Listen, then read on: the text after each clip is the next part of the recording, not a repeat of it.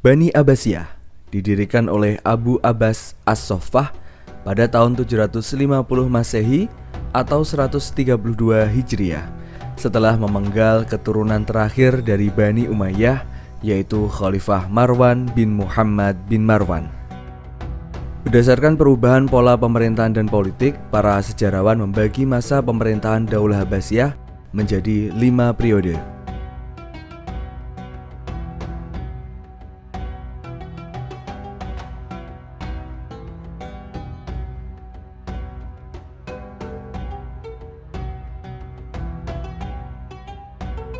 Dan berikut adalah khalifah-khalifah yang memimpin Bani Abbasiyah di setiap periode.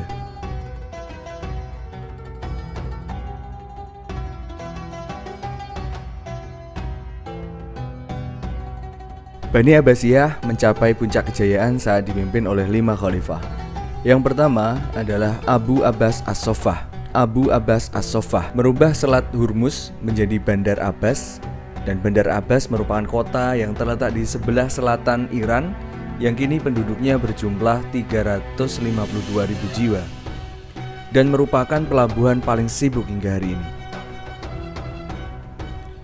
Yang kedua, Abu Ja'far Al-Mansur. Dirinya memiliki pemikiran bahwa innama anni sultanallah fil ard, yang berarti bahwa sesungguhnya saya adalah kekuasaan Tuhan di buminya, sehingga dirinya bebas membuat seperti apa wilayah kekuasaannya. Abu Ja'far Al-Mansur menggeser pusat pemerintahan dari Damaskus, Suriah ke Baghdad, Irak, dan membangun istana dengan nama Madinatus Salam.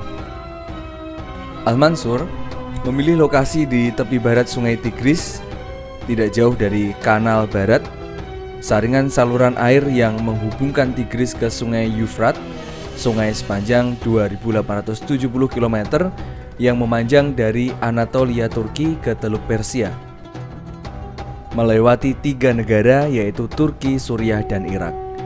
Karena kanal itu cukup dalam untuk mengakomodasi lalu lintas komersial, Al-Mansur meramalkan bahwa ibu kota barunya akan diposisikan dengan sempurna untuk mengeksploitasi Tigris dan Eufrat. Pembangunan dimulai pada 30 bulan Juli 762 Masehi dan selesai 4 tahun kemudian pada 766 Masehi. Khalifah yang ketiga yaitu Harun Ar-Rasyid. Di era Harun Ar-Rasyid, Bani Abbasiyah mencapai puncak kejayaannya. Karyanya yang paling dikenang adalah mendirikan Baitul Hikmah yang berfungsi sebagai perguruan tinggi, tempat penelitian, lembaga penterjemah, dan perpustakaan yang memiliki 10.000 koleksi. Di masa ini juga dikenal dengan kisah 1001 Malam dan kisah Abu Nawas, serta menunjuk Abu Yusuf menulis kitab Al-Kharaj, yaitu kitab yang membahas mekanisme pajak tanah dengan sistem seadil-adilnya. Yang keempat adalah Khalifah Al-Ma'mun. Pada masa Al-Ma'mun banyak bermunculan ilmuwan terkenal untuk saling berbagi informasi, pandangan, dan budaya di Baitul Hikmah dengan latar belakang Persia maupun Kristen yang ikut ambil bagian pada penelitian dan pendidikan di lembaga ini. Selain menerjemahkan buku-buku asing ke dalam bahasa Arab, para ilmuwan juga banyak membuat kontribusi asli yang besar di berbagai bidang meliputi matematika, astronomi, kedokteran, kimia, zoologi, geografi, dan kartografi. Berikut beberapa ulama yang terkenal pada masa itu. Khalifah yang kelima yaitu Al-Mu'tasim. Al-Mu'tasim membangun dan memindahkan ibu kota Bani Abbasiyah di Baghdad ke sebuah kota indah yang dikenal dengan nama Sarroman Ro'a, yang artinya menggembirakan orang yang melihatnya, atau dikenal dengan nama Samara. Alasan dipindahkannya ibu kota adalah keberadaan pasukan militer Turki dalam jumlah yang sangat besar. Kota Samara berada 125 km utara Baghdad. Di kota ini mereka mendirikan kota besar yang membentang 50 km di sepanjang Sungai Tigris dan meliputi daerah seluas 150 km persegi.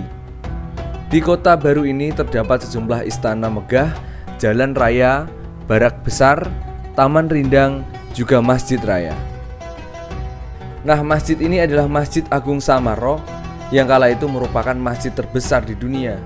Masjid yang terkenal dengan menara berbentuk spiral ini seperti kue tar yang dibangun pada 848 sampai 852 oleh putra Al-Mu'tasim yaitu Al-Mutawakkil.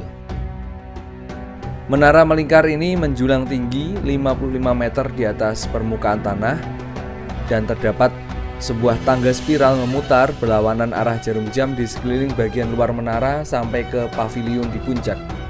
Bentuk menara yang sangat unik ini tampaknya terilhami dari zigurat menara kuil kuno Mesopotamia. Kejayaan Bani Abbasiyah yang memiliki wilayah terbentang dari Transosania sampai sepanjang Afrika Utara tidak terlepas dari berbagai macam upaya khalifah untuk menguatkan negaranya. Yang pertama dalam bidang pertanian, yang kedua dalam bidang perkebunan, yang ketiga pertambangan, yang keempat industri gelas kaca dan tekstil,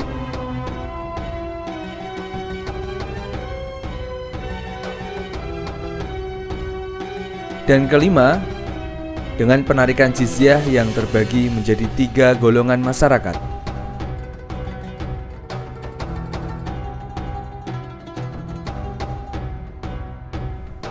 Dari sisi moneter, penggunaan dinar meniru orang-orang Bizantium dan dirham meniru orang-orang Sasania.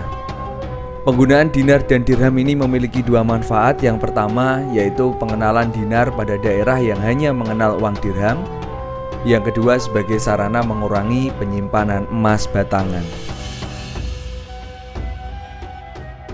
Runtuhnya dinasti Abbasiyah yang sudah berdiri selama 800 tahun karena wilayahnya yang sudah terpecah-pecah menjadi dinasti-dinasti kecil sehingga dengan mudah dihancurkan oleh tentara Mongol. Lalu, apa hikmah yang bisa kita ambil dari cerita Bani Abbasiyah? Yang pertama, meningkatkan keimanan kepada Allah Subhanahu wa Ta'ala dengan melaksanakan perintahnya dan menjauhi segala larangannya. Yang kedua, menumbuhkan semangat menuntut ilmu, baik ilmu agama maupun ilmu dunia, seperti yang telah dicontohkan oleh para cendekiawan Islam dalam mengembangkan nilai-nilai kebudayaan yang sesuai dengan ajaran Islam. Yang ketiga, membina rasa persatuan dan kesatuan umat Islam dan kerukunan beragama di seluruh dunia yang tidak membeda-bedakan suku, bangsa, negara, warna kulit, dan lain sebagainya.